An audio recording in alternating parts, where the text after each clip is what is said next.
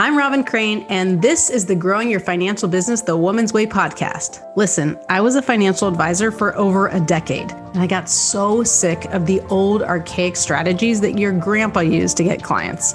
What the industry teaches today is still so outdated and just doesn't work anymore. So I had to find a better way for myself, and then I got obsessed with sharing these how-tos with other women like me. The stuff I teach doesn't require giving up your life, your sanity, or your family time.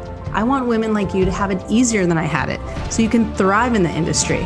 I've now helped thousands of women grow their financial businesses to multiple six figures, some even seven figures per year. So on this podcast, you're going to get an inside look at how they did it so you can do it too. Let's dive into the show. Welcome. I am here in Alaska, actually, interviewing Sherri Sommers, and I'm excited because I was supposed to be home a few days ago, and our flight was canceled. It's crazy here. We're in Kodiak, Alaska. And I'm recording this if you're watching on YouTube, which you probably aren't, but it's dark behind me because the sun hasn't come up. It's 9:09 a.m. And it's still dark outside. And I'm not, my audio guy's going to be like, oh, you didn't use the microphone. I didn't use that microphone because I'm still in Alaska during the holidays, even though you're probably listening to this later. So I'm here with Sherri, though, more importantly. And Sherri is so passionate about helping women. And she's the founder and CEO of Sherri Sommers Unlimited Services, Inc., where your revenue is her business. And she believes that women now more than ever should take full charge of their financial future. And it's easy to talk about this abstractly and not put it in practice. So Sherri has dedicated herself entirely to helping women entrepreneurs in the financial industry build successful agencies specializing in the insurance and tax space. So she's really into cash flow side and helping you create a six-figure stream or six figures and stream of income. And she's done really well on the social media side. So welcome, Sherri. Good to have you here. I'm excited to be here, Robin. Thank you for having me. Oh, you're welcome. And what's nice too is that Sherri actually recently finished one of my programs. You were in the Revenue Accelerator program we call RAP, Revenue Accelerator program. I know you got a lot out of that. And also, she already had a really good presence, especially online. But what I love about Sherri is that she's willing to invest in herself. Like she's like, I can always learn more. I can always take it to the next level. And I'm not done just because, hey, I've done well. So that's awesome. So tell me a little about like your focus and why women and why you think now is the best time, because I don't know, I haven't put this on social media yet, but I have this new idea for a book called The Financial Future is Female.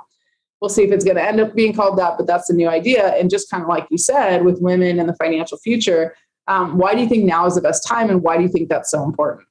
Oh, wow. Great question. So going back just a little bit about my story, I'm a former law enforcement. I'm a former cop. So I did 10 years in law enforcement. And while in that space, I end up having to leave my job. But prior to leaving the job, I was helping ex-offenders start their businesses while they're in jail. So I was taking some things I was learning in real estate. I would go to the jail, teach these inmates that are getting ready to release so they can start their business. Long story short, it got so big that it got the attention of President and Michelle Obama back in 2016. So I flew to the White House for this to be like a catalyst of helping release inmates become taxpayers again. So right after that, though, my son got sick.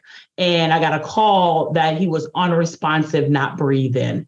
So I literally dashed to the school. And I remember saying to myself that God, as the paramedic is working on my son and as they're talking to him and asking him, what is today's date? Who's the president of the United States? Just asking him little things as a young child. So who's your mother, your daddy? I remember saying to God, listen, if you bring my son back, I would not work for someone again.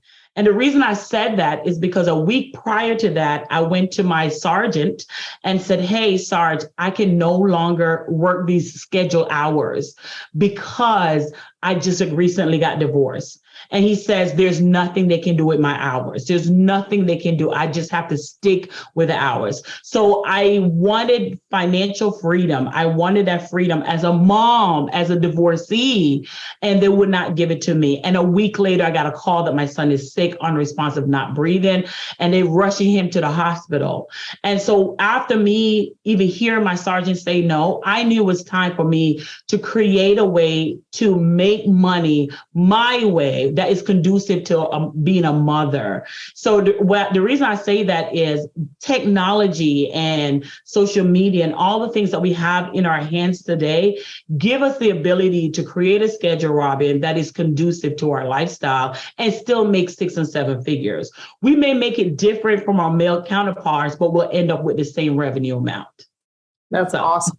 Whoa. And that's so interesting. I didn't know your story. This is what happens. I'm like, wow, we should hear more about this. This is crazy. So what happened to your son that he was unresponsive? Like, I'm so curious about. Very good. So my son has ADHD. I was telling you about that. Don't come in this room while we're recording, right? He has ADHD. He has a hole in his heart. He has asthma. You name all of the things. He has all the things. So I have a master's degree. I can easily go out there and get a job with the resume that I have. But what I need was time freedom, right? And financial freedom to take care of him. So that was what happened. So I needed something that gave me the flexibility because you're always calling me from school. Like during COVID, as soon as a challenge class have COVID, whether he have COVID or not, he's the first one getting called just because he has all those underlying conditions, So that's the main thing. And as I travel so much, I have people in place to take care of him and so on. But having a child that has all of those things, I needed to be able to be available at any given time especially at that time, I was a single mom. So I needed that flexibility. Wow. And what year was that? This is about 4 years now. Okay. When I left my law enforcement. So you left in 2018? Yes. Mm-hmm. Okay. Right. So he survived and basically you left a little before that. And then how long did it take you? I read on your bio, though I didn't read it to everybody else, that you built a 6-figure business from your phone. So you didn't have a computer, or how did you do that? I love it. Exactly. So what happened, I left, and I'm going to be honest with you, when I left, I was broke. I was broke. They were coming to get my car on the 15th. I was $8,000 behind on my mortgage.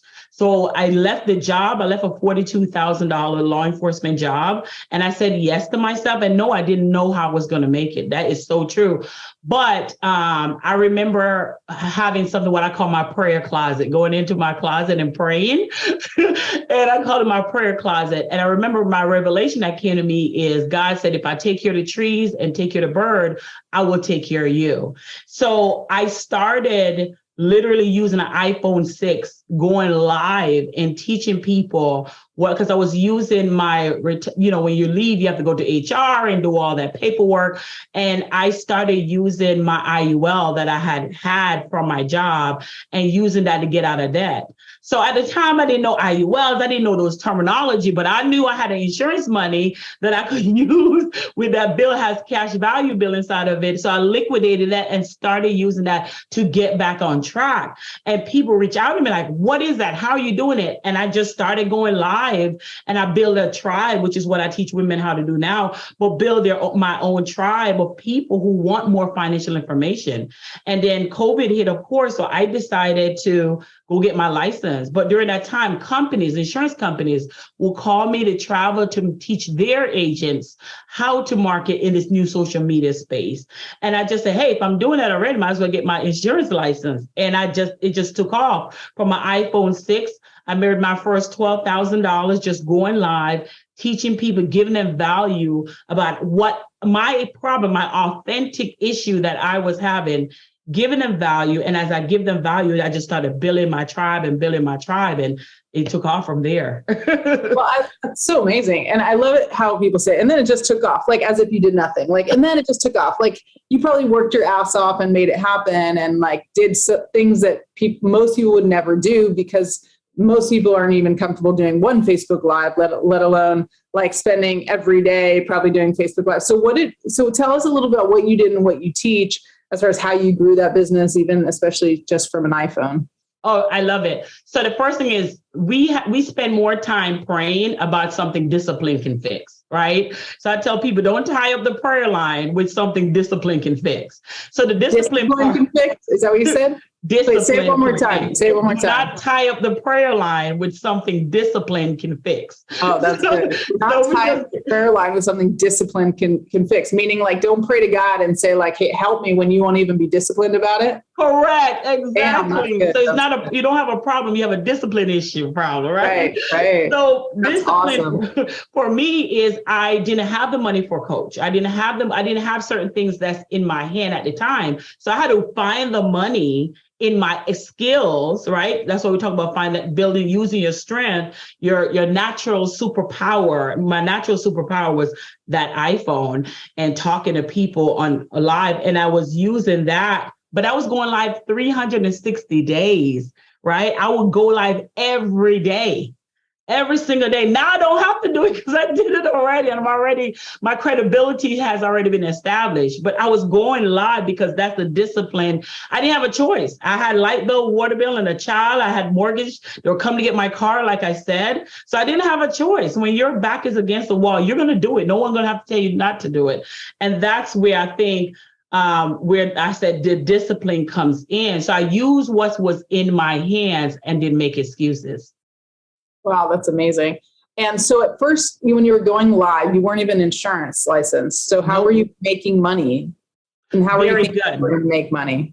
Very good. So I was using my knowledge, right? It was what I was going through, and I was sharing with them. So women, again, attraction marketing. I'm not even reaching out to them. They're reaching out to me because at the time I didn't know anything about call to action. I didn't know any of that, right?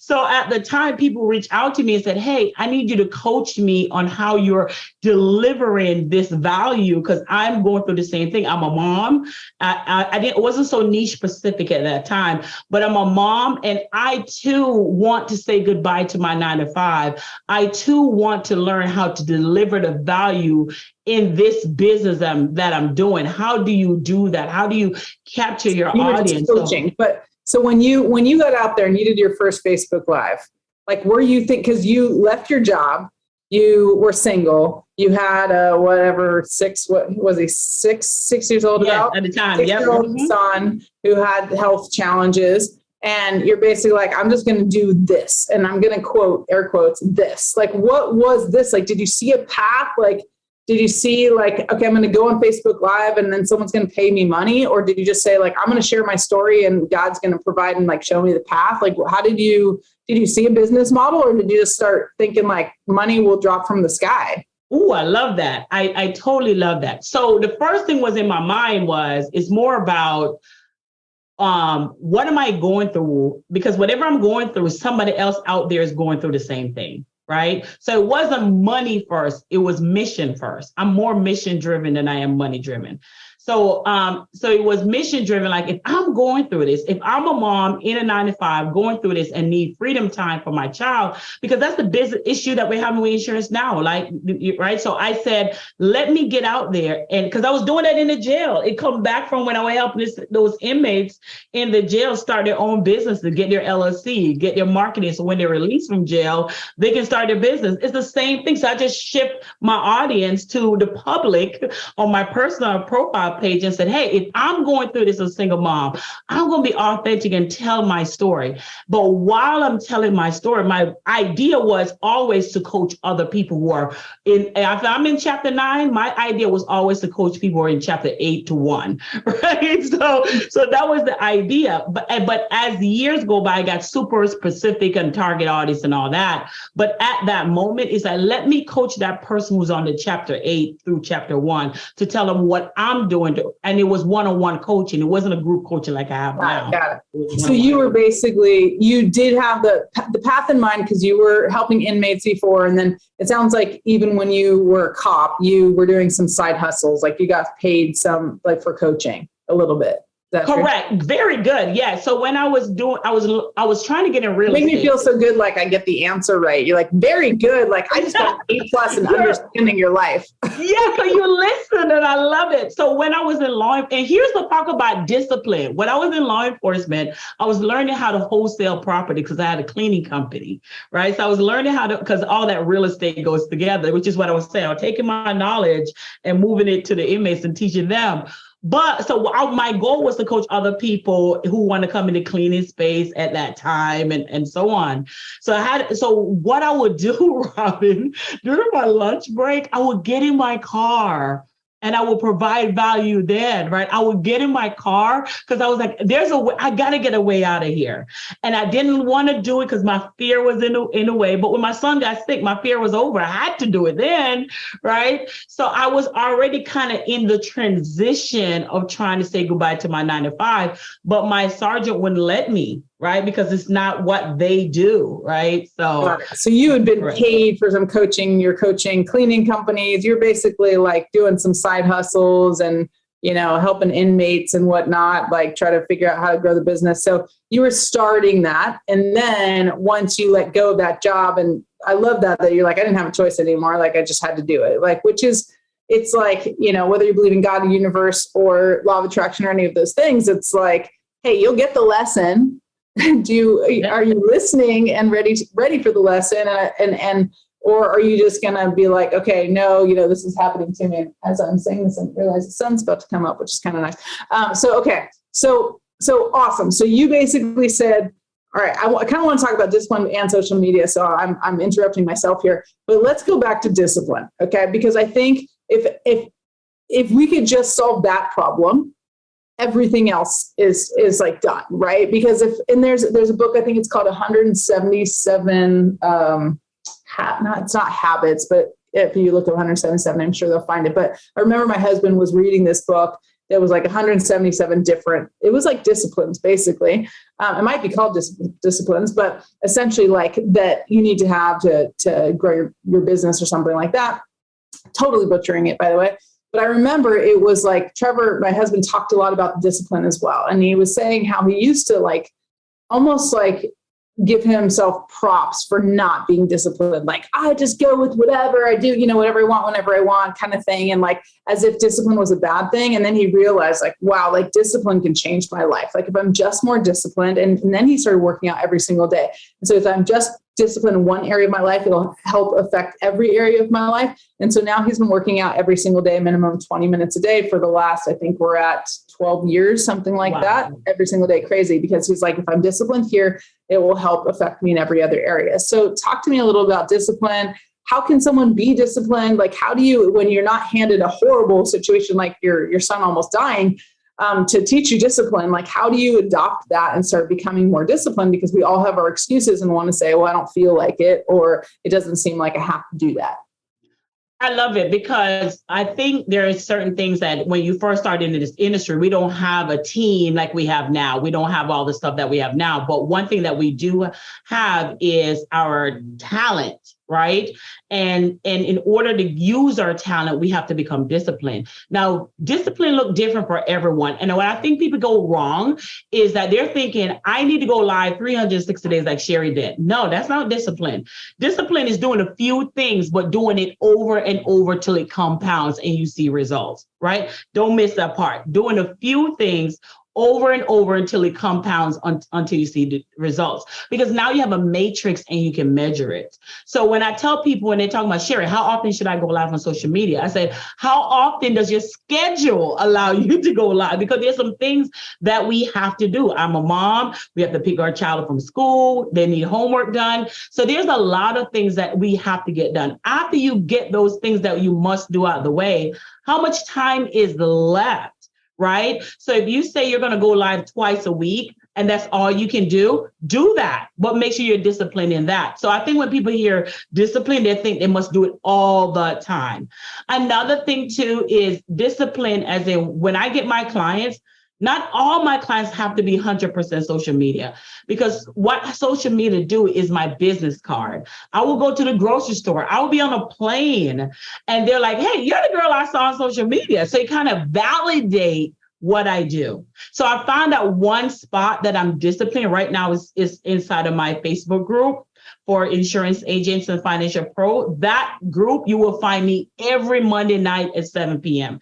giving free value. So that's discipline. Monday night, 7 p.m. That's something I've been doing forever for a while. So because discipline builds trust. That tells your clients that I can trust you. I believe in you. If you say you're open at 9 a.m., they'll know that you're going to be open at 9 a.m. But you got to define what discipline looks like for you. And you got to define it based on what is your capacity. Because women in our industry, in the financial industry, we struggle because we used to feel like if we can't dial 100 calls a day, we're not doing it right. And if we can't do all these cold calls or we can't door knock and we feel like we're failing, then that is not true. That person, that male figure, just has more time than we do. So we got to create intentions around what are the 3 things I can do and do it with intention and do it effectively and check it off every single day. Because eventually those 3 things are going to compound into attracting your ideal client. I love it. That's so great. What do you think the difference between discipline and consistency is? I think the difference is you can be consistent is the intentions behind the discipline and the consistency. So you can say, oh, I'm going live every day. I'm doing what you're saying and I'm not getting results. But yes, but are you intention? Do you have a strategy? Or do you know what your call to action is going to be? Are you just doing it just to say you're doing it? Because I believe everything you do, Robin, is from your energy. Your energy can attract and repel your money. And I think when you're doing something, you're not doing it with intention. You're not doing it with the right outcome ahead of time, that you're just doing it because you're just playing a role. So if you're disciplined, you're not just playing a role. You're doing it with intention. This is what we call, even when we talk about, oh, I need to do 10 reels and 5 reels and also, no, you don't. No, you do not. You, as a person who has a brand equity, it's about when you do it, do you do it with quality, right? I can do 4 and somebody else do 20 and I get more ideal client than the person who did 20 because mine has a strategy behind it and an intention behind it. So it's not just showing up all the time. It's showing up enough time and doing a few things and getting a big results. Well, that's awesome. And when you say like 3 things and do that and be disciplined and do that consistently, is there something like that you say, here's like kind of the rule of thumb is to do these 3 things, or is it just depend? It depends. What in my space, I have a master group, a coaching program called Joyful Tribe Builder Academy, and inside that academy we have like a 5 model that we follow consistently, right? And we are disciplined in following that model it builds consistent cash flow in our pipeline. So inside of that model, what we tell them to do is sell one signature offer instead of 10, 20, 60 different, insurance, you got IUL, you got final expense, you got all this stuff. But we create a signature offer that may have different type of products within that one signature offer. So what that looks like, based on what you're saying, you're only selling that one signature offer. You're only selling that framework to that offer. You're not selling 10, you're not selling 20, because if you look at the insurance space, the people are effective or the people are niche specific. So we teach them how to be niche specific, and then they're only selling that. So it's easy for them to sell one thing. So when they wake up, they know what their target they're going after. How many clients can we get to buy in through our messaging for that one offer? So it's super easy. And we design our model for mothers in mind, wives in mind, to make it easy for them. Awesome. So can you give us that 5-step framework? Yeah, sure. So the 5-step framework, the first thing is we want to talk about is clarity. You're clear on your target audience. Who's your ideal client that you want to, not everybody under the sun, but who is the target audience that you find joy working with? Because you may find joy working with this person. But they may not make the money that you wanted to make. So it's all about finding joy and can they afford their price, right? You got to go together. It has to go, because if it doesn't, then it don't work out, right? So you find joy in working with them and they can afford your signature product. That's the first one. So getting clear on who your target market is, right? Number 2 is creating what we just call your signature, your offer? What is that offer that you know so well about and you enjoy talking about? For me, it's IUL. I want to talk about IUL all day. And one thing, Robin, you taught me about in the RAP program is when I'm talking about IUL, making sure that ideal client, how much money can that person with that asset bring me? So when I'm writing a policy for my IUL client, for my signature product, that client I should be able to walk away with at least a $1,500 commission. You stuck that in my head. You stuck that in my head. So it's not just any client, it's a specific client that can give me a commission return, at least $1,500 or more in that space. So you're clear on your target audience, you create your signature product, and then you convert them. Now here's the piece with the conversion piece. The conversion piece, because I'm a mom, I don't do the one-on-one thing. One-on-one does not work for my schedule. So we show them how to convert challenges. So clients come into our ecosystem through doing 3-day challenge, 4-day challenge, and we enroll them all into our schedule at one time. So our upsell is, hey, here's our schedule, get y'all on the call all at once. Just because you can go back into an IUL? Into an IUL or into your coaching program? So that you're hosting a webinar challenge with your ideal client that needs your signature offer. Okay. So the webinar is all based on your ideal client that needs that signature offer. Mm-hmm. So that's where your conversion tool come in. Your conversion tool is your challenge, which is technically really a webinar of people who want what you sell. Why is this effective? Because you're doing a one-to-many methodology opposed to dealing with one-on-one all at the same time. So you're able to enroll a whole bunch of people at one time. So that's your conversion tool. And last, my question is, when you're enrolling them, are you enrolling them in the idea that the IUL is the best thing since sliced bread? So then they're doing one-on-one, then you just write the policy type of thing, or because you're also selling a coaching program, right? Correct. Correct. So you enroll everyone in the coaching program at once, but how do you enroll? If you're teaching other people to sell IULs or some sort of life insurance, how do you enroll them as a group? Okay, perfect. So there's a IUL policy called the $1 Million Baby. I don't know if you ever heard of that. So the $1 Million Baby is a signature program. One of my clients, that's her signature program called the $1 Million Baby, but it really is an IUL. So how she's doing it is she's hosting a webinar to mothers or couples who want to be in a peaceful mindset when the kids get older. Right. So her webinar is going to be around different options that they can use to secure the opportunity of their child's future. So when they come to the webinar, they're not mentioning IUL till they get on the webinar. If that is the offer. So they actually do a group offer, and then the people are filling out applications for an IUL. Very good. So they're not doing applications then.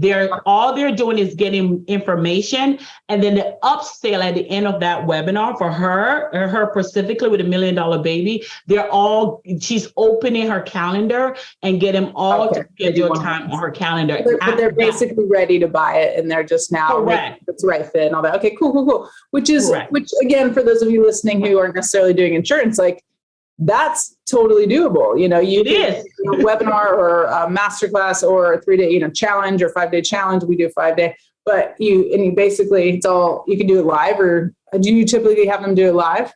Always live. Yeah. Always live. Yeah. Yes. So, and do you know Pedro Adeo, challenge guy? Should bring Pedro on here. Adeo. No. Oh, Adeo. Yeah. So he kind of got the challenges much to bigger and help Tony Robbins and stuff. And we actually used to be in the MLM together, but so I should I know he's going to come on, but Pedro, I thought maybe you took his course. Anyway, so you can do the live, because he's very much you do the live challenge, right? It's very interactive. And then even financial advisors, I know you got to get it through compliance, what you're going to talk about, but then you're just really driving them to a meeting where you can start. Yeah, correct. They're already just pre-sold on wanting to work with you, and just now it's figuring out the right fit. Yep, you literally said it. And what's different from where we doing it one-on-one and having them call you? You're skipping some steps, right? And they're coming on the call already familiar with what you're going to talk to them about. So right after the call, she'll have 5 people the next day ready to learn more about it because she already kind of walked them through the model. Got it. And cool. And then so that's step 3. That's the conversion. That's the conversion step. Okay. Yes. The last step is the community step. What's 4? Did I miss one? So you had the target audience, you have the signature course, you have your conversion, and now you have the community, right? Okay, so that's 4. Okay, I thought you said last. So well, we have another step, but it's simple. I'm about to say. But the community, this is where you build, this is my favorite thing to do, is you're hosting your community of people in one area that wants what you're selling. So in her case, she's selling $1 million baby. So she'll have a community group of parents who are all about, let's say they have a child between 10 and under. So that group is geared towards those people. Once you have all those people who are in your community, that is your target audience, you will always have someone to sell to. Always have someone to sell to. So is that like always a Facebook group, or is that something different? Okay, so my clients will get mad when I say, no, it need to be Facebook group. But I'm going to say that because they have tried the podcasting, they have tried all this. I'm like, listen, your high value location needs to be a Facebook group. That's cool. Yes, you're going to, I mean, there's inside the group which you try to drive traffic to your email list. But the main purpose of that, you have all these people who are heavily targeted, who want exactly what you want. And so now when you run your challenges, Robin, I can have 200 people on my webinar for organically because I took the time to build a community of my ideal client. How many are in the group? I'm sorry?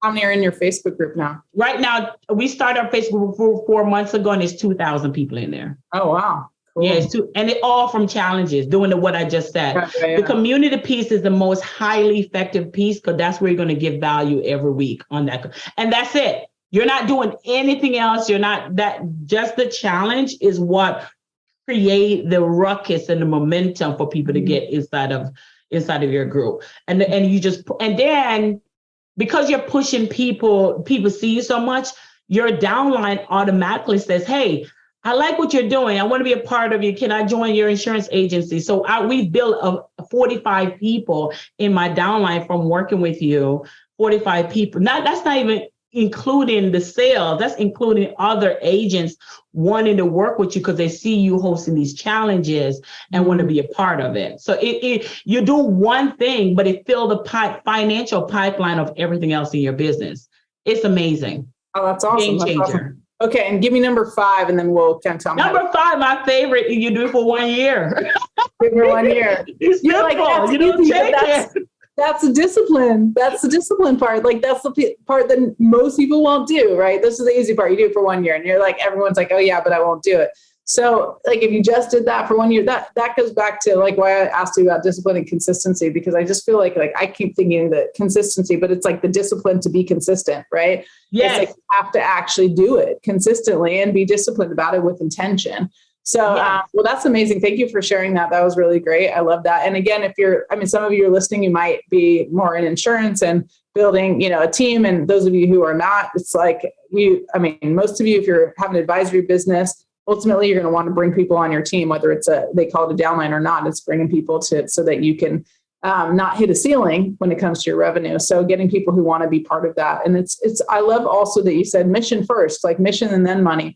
Very similar to what my husband teaches around books is like, he teaches like a lot of people are like they do the book, but it's like first he wants to, who wants to get them to think about how they're going to affect people and actually monetize from the book as well. So a little slightly different, but similar idea. So cool. So I love it. I love it all. Let's tell them how to find you and how to maybe if they want to get in on these challenges, how they can do that. I love it. So they can easily go to Join Sherri with 2 R's, joinsherri.com. That's simple. RRI, joinsherri.com. Cool. Any last words of wisdom? Let's wrap it up with like, why again? Like, you think it's so important for women to have this, be able to create their own cash flow and their own financial freedom and strong financial future. Awesome. I do believe that greatness is not built in isolation. So when one woman is successful, like I look at you as an example, as a role model, when you're successful, you give me evidence, physical evidence, as I too, as a woman, can be successful in the financial space.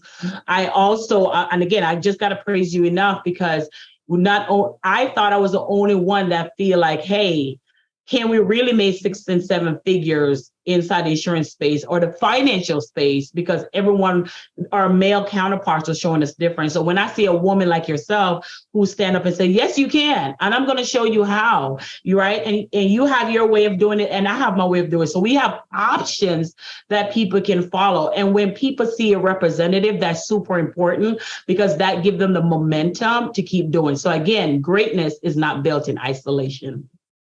I love it. You got like quotes going on too. Cool. All right. I'm going to end it. But those of you who just happen to be on YouTube watching, I'm going to show you this beautiful view. If you can see it, this is an island, Kodiak. So we're right on the water here at my mother-in-law's house. It is nice. Unfortunately, it's cloudy. So there's amazing, beautiful sunrise. But thanks for joining us. We'll see you next time on Growing Your Financial Business the Woman's Way. Thanks again. Thanks, Sherri.